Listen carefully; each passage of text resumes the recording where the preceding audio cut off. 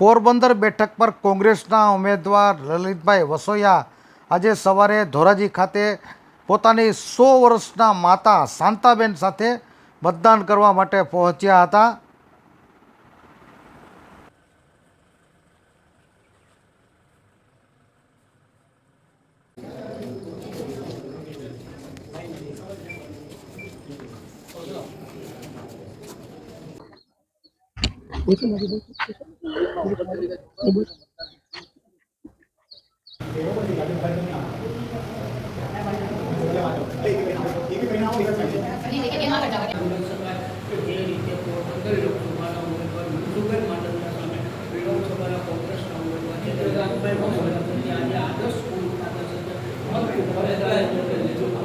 Mario, ये जो Mario।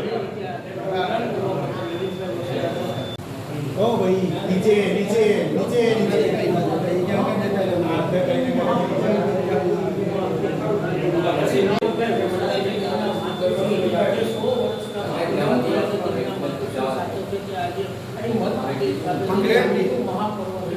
આજે મેં મારા બૂથ ઉપર મારા માતુશ્રીને લઈને મતદાન કર્યું છે અને સૌ મતદારોને પણ અપીલ કરું છું કે લોકશાહી અને આ બંધારણને જીવંત રાખવા માટે સૌ વધુમાં વધુ મતદાન કરે।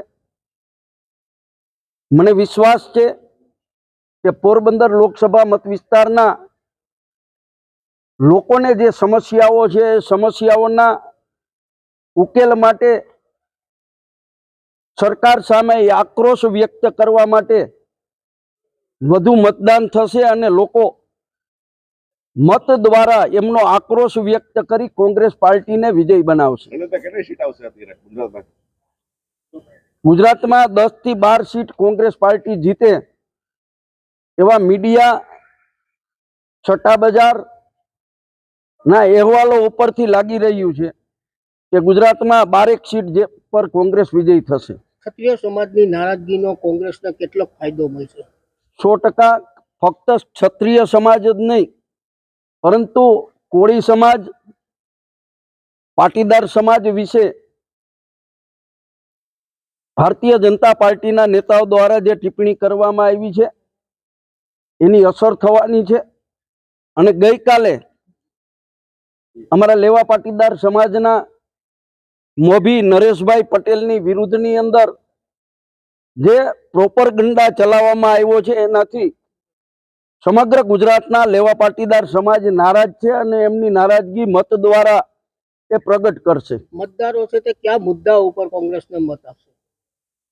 મોંઘવારી, બેરોજગારી, ખેડૂતોને પોષણક્ષમ ભાવ નથી મળતા, ખેત ઉત્પાદન માટે જરૂરી ચીજ વસ્તુઓ ખાતર, બિયારણ, જંતુનાશક દવાના ભાવો આસમાને પહોંચ્યા છે।